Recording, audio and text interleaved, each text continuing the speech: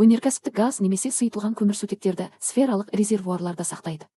Әр сфераның басында баспалдақтар мен бақылау алаңдары бар. Онда қысымды түсіретін клапандар мен деңгей өлшегіштер орналасады. Инженерлер планшет арқылы технологиялық процестерді қадағалап тұр. Олар сфералық резервуардың ішіндегі қысым мен температураны тексеруде.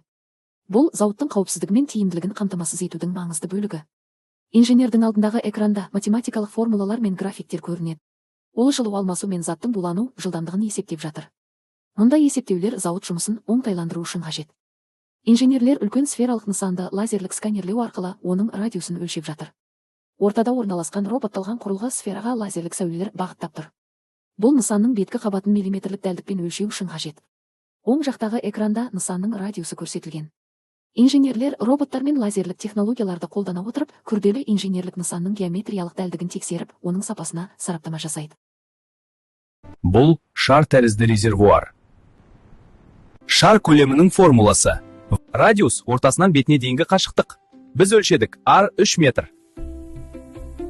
Енді есептейміз. В тең 4 бөлінген 3 көбейту пи көбейту R куб R тең 3.